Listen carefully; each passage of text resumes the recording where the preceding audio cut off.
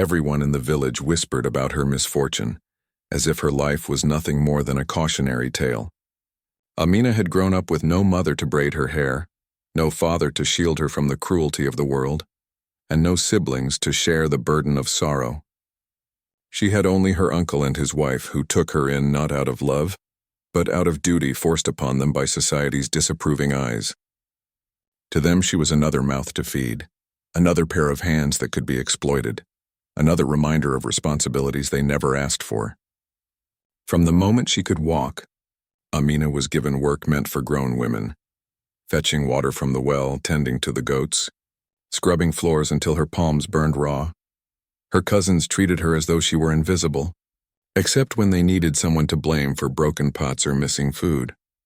At mealtimes, Amina was always the last to eat, picking through leftovers that barely filled her stomach. She wore dresses stitched together from torn rags, sleeves that didn't match, skirts too short for her growing frame. People laughed at her, calling her the rag doll orphan, and Amina learned to bow her head, swallow her tears, and continue moving forward. If she dared to dream, she dreamed quietly. In the moments she lay on her thin mat at night, staring up at the cracked ceiling and wondering if life would ever change. By the time she was 16, her uncle grew restless. "She is becoming a burden," he often muttered to his wife, loud enough for Amina to hear. "No dowry, no wealth, no status. Who will want her? She'll rot here forever." His wife, never fond of Amina, agreed. They began searching for any man willing to take her, not for love, not for companionship, but simply to rid themselves of responsibility. And that was when the whispers about Rafiq began. Rafiq lived on the edge of the village, in a small crumbling hut that looked more like an abandoned shack than a home. He was known for wearing simple worn clothes and for rarely mingling with the villagers. His beard was unkempt, his hands often stained with dirt or dust, and his quiet, reserved manner earned him the label of strange. To the villagers, he was a poor man with no prospects, no influence, and no wealth. A useless man, they said, shaking their heads whenever his name came up. But to Amina's uncle, Rafiq was the perfect solution. He had no demands for dowry, no expectations of wealth, no family-making conditions. A match made for her level, her uncle declared, without even asking Amina if she wanted this. Amina's heart sank the moment she heard it. The reality of her life weighed heavier than ever. She had hoped, foolishly, that maybe someone kind-hearted would see beyond her poverty, someone who might give her the affection she had been starved of. But now the man chosen for her was not only poor but also ridiculed by everyone she knew. She felt as though she was being condemned, sentenced to a life of misery before it even began. The day of her wedding came quickly, without excitement, without joy. There were no colorful decorations adorning the house, no drums beating in celebration, no neighbors rushing in with trays of sweets. Instead, there was a simple ceremony arranged in haste, as though the goal was to get it over with, to wash their hands of her once and for all. The women of the village didn't gather to dress her in finery. Instead, she wore a second-hand bridal dress that had yellowed with age. It hung loosely on her thin frame, the sleeves slipping past her shoulders, the hem frayed at the bottom. When she looked at herself in the cracked mirror, Amina barely recognized the girl staring back. She wasn't radiant like the brides she had seen in other weddings. She was tired, her eyes shadowed with years of silent suffering, her lips pressed into a thin line of resignation. "Smile," her aunt hissed at her. "Even if no one wants you, at least pretend to be grateful." The ceremony took place in a courtyard with only a handful of witnesses. The imam recited the verses, the vows were spoken, and the signatures placed. No one clapped, no one cheered. The air felt heavy, suffocating, as though even the sky pitied her. Amina's hands trembled as she reached out to clasp Rafiq's, her new husband. His hand was rough, calloused, warm. When she dared to lift her gaze, she was startled. His eyes were not the eyes of a defeated man, not the hollow emptiness she had expected. Instead, there was something unusual in them. Depth, a quiet strength, and a kind of confidence that seemed out of place in the narrative others had written for him.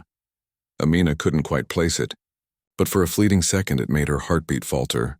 Perhaps it was her imagination, a trick born of desperation. But she felt it, undeniable and strange. Still, when she looked away, the mocking laughter of villagers echoed in her ears. They whispered behind their hands as she walked past. "From one misery to another," they said. First an orphan, now the wife of a pauper. What curse follows this girl? Others smirked, shaking their heads.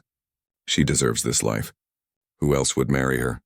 Amina lowered her gaze, wishing she could vanish into the ground. The humiliation pierced deeper than any wound she had ever endured. It wasn't just about the poverty. It was the way people looked at her, as though she was destined for nothing, as though she had no right to hope for more.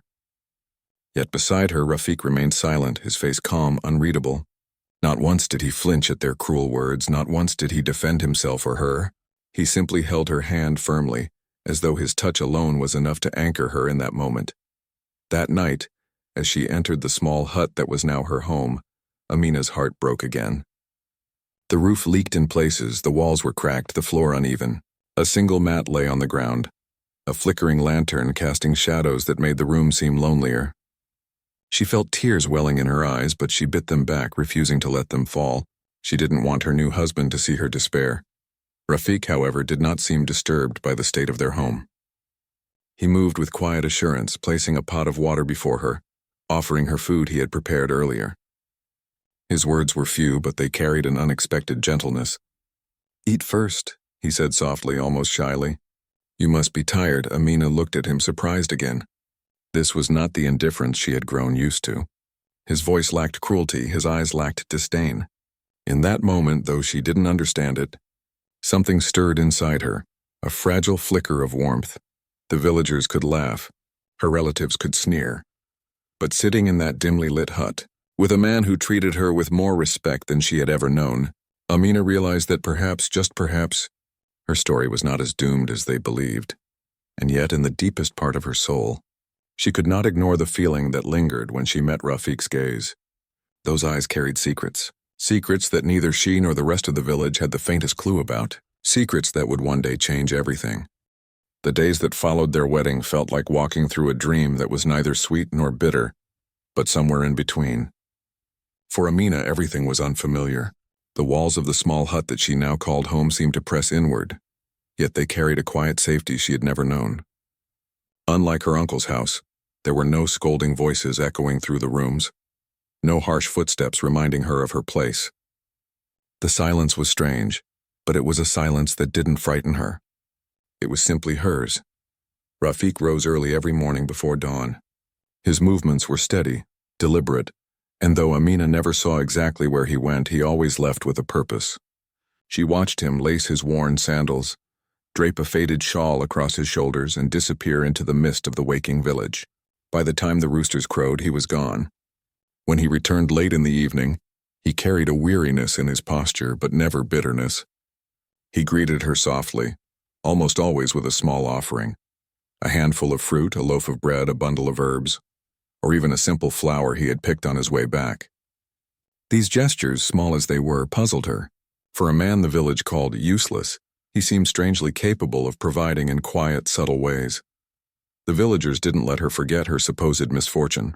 Whenever she stepped into the market to fetch vegetables or grains, whispers trailed behind her like shadows. There she is, the orphan who married the pauper. Look at her, poor thing. Not even a gold bangle to her name. Some women sneered openly, holding up their glittering earrings and bangles for her to see, as if to remind her of everything she didn't have. The men shook their heads when they saw Rafiq, muttering that he was wasting his youth on pointless errands while others toiled in the fields or shops. But Amina noticed something that no one else seemed to pay attention to.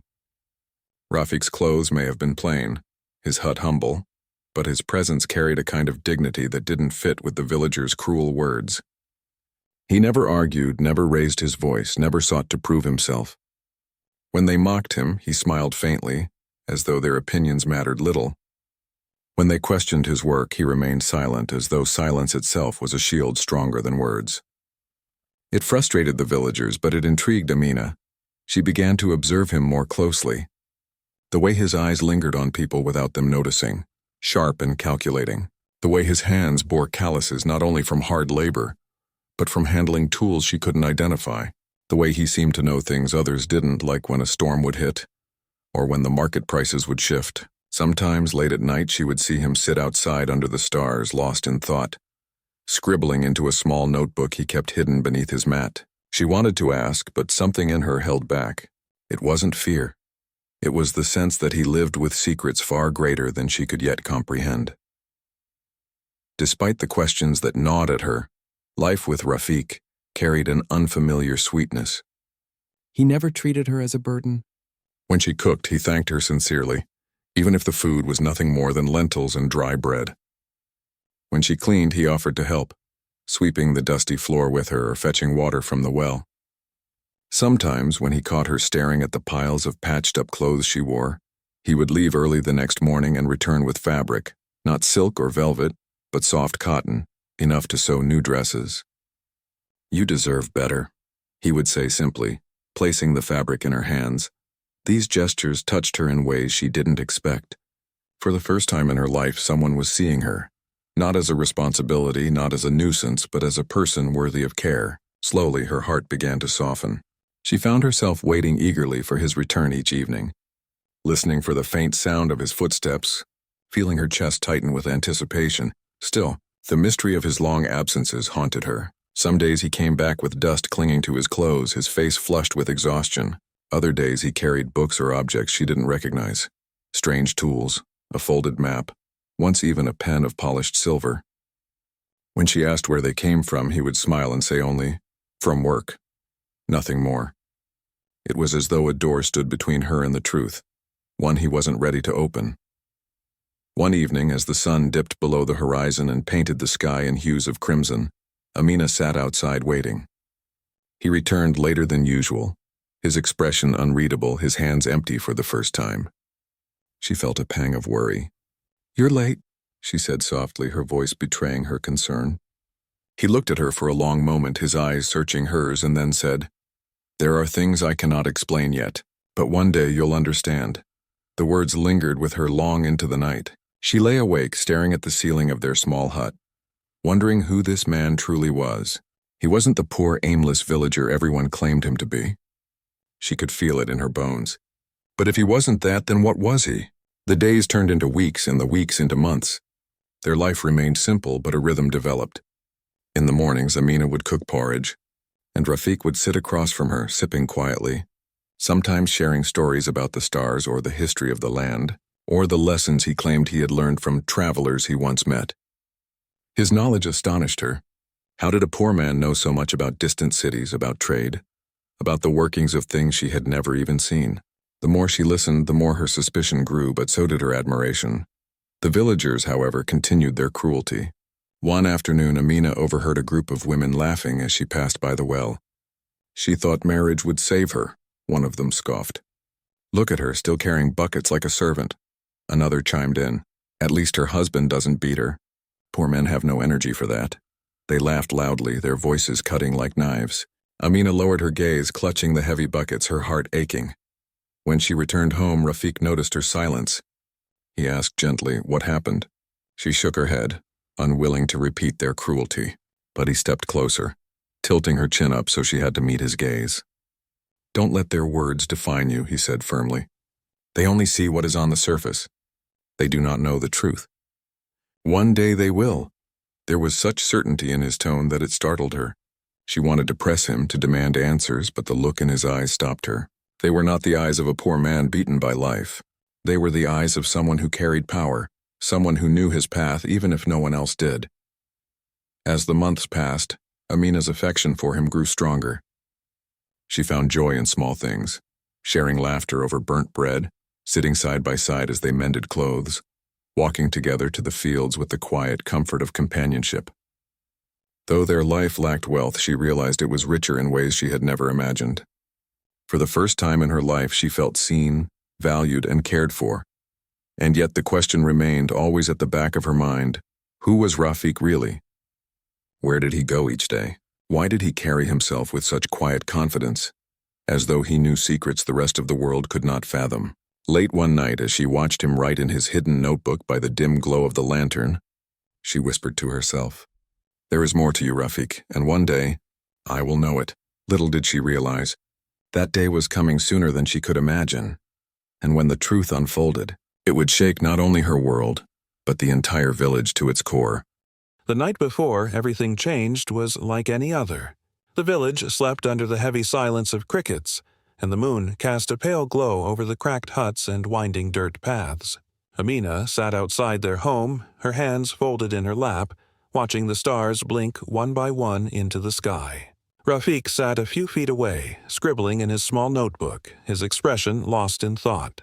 There was something about him that night. His posture, the way his brow furrowed, the way he sighed as though carrying the weight of something immense, that made her chest tighten. She wanted to ask him again, to break open the silence and demand the truth he had been guarding for so long. But she held back, because part of her feared the answer. When dawn broke the next morning, it brought with it a storm that no one had seen coming. Not a storm of rain, but of power and revelation. It began with the distant hum of engines, strange sounds that grew louder and louder until they reached the village. Children ran to the road first, their eyes wide as they watched a fleet of cars unlike anything they had ever seen glide over the dusty path. Shiny black vehicles with tinted windows, polished so well they reflected the rising sun, moved in a slow, deliberate procession. Villagers poured out of their homes, murmuring in confusion.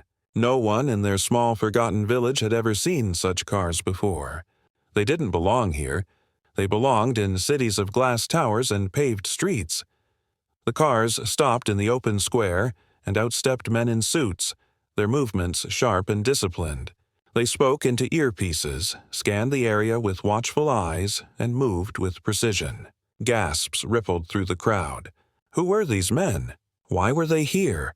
Then the back door of the largest car opened, and the villagers watched in stunned silence as Rafiq stepped out. But this was not the Rafiq they thought they knew. Gone were the worn sandals and simple shawl. He emerged in a tailored suit that seemed to mold perfectly to his frame, his beard trimmed neatly, his presence radiating a power no one could deny. He stood tall, shoulders squared, eyes sharper than the morning sun. The villagers blinked, rubbing their eyes as if they were seeing an illusion. "Sir," one of the men in suits said respectfully, handing him a folder. Another opened an umbrella above his head, shielding him from the sun.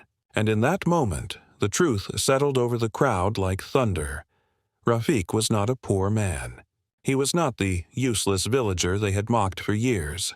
He was someone entirely different, someone powerful, someone wealthy, someone who had been hiding in plain sight all along.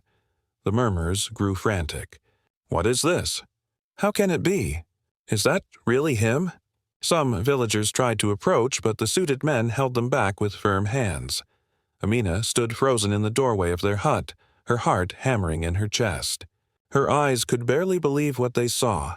The man she had shared bread with, the man she had walked barefoot beside, the man she thought she knew. He was standing before her now as a stranger, cloaked in a world of wealth and authority, and then his eyes found hers. For a moment, the chaos faded. He walked toward her, the men in suits parting to let him through. The villagers hushed, straining to hear what he would say. Rafiq stopped in front of her, his expression softening as he reached for her trembling hand. "Amina," he said, his voice steady but filled with emotion, "I can no longer hide the truth from you. I am not the poor man the world believes me to be. I am the owner of companies across this country. The heir to wealth and power I kept secret. I chose to live as an ordinary man because I wanted to find someone who would see me for myself, not for my fortune. And you chose me when everyone else mocked you. You loved me when you thought I had nothing. For that, you are my greatest treasure." Gasps rippled through the crowd.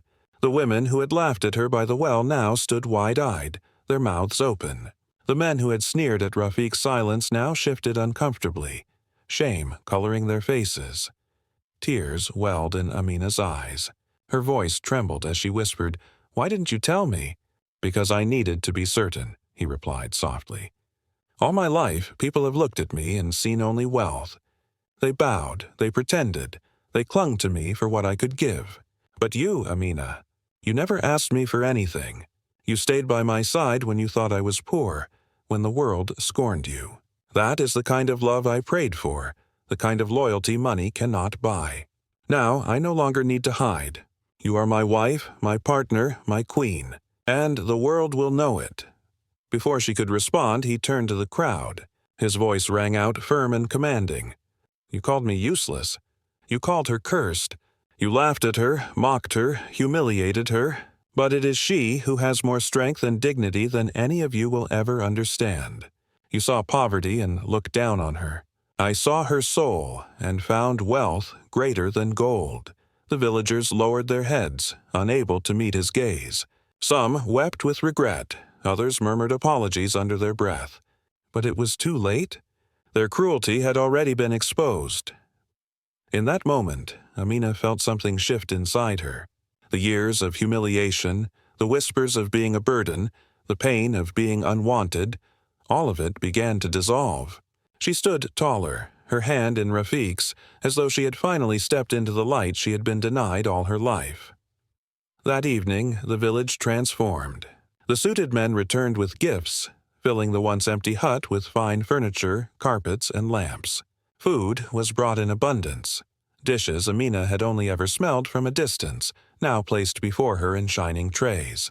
Clothes of silk and velvet were laid across the bed, jewels that sparkled like captured stars.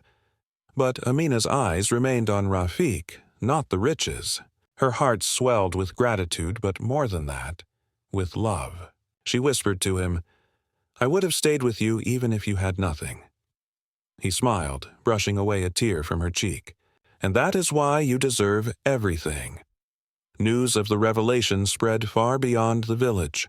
Soon, people from neighboring towns arrived, eager to catch a glimpse of the billionaire who had hidden among the poor, and the orphan girl who had unknowingly become his bride. The same villagers who had once mocked Amina now bowed before her, offering apologies, gifts, and flattery. But she accepted none of it with pride. Instead, she remained humble, her heart unchanged. One night, as she sat beside Rafiq on the balcony of their newly built home, she whispered, "Do you know what the greatest treasure is, Rafiq?" He looked at her, curious. "It's not the jewels or the cars or the riches," she said softly. "It's knowing that even when I had nothing, I was enough for you.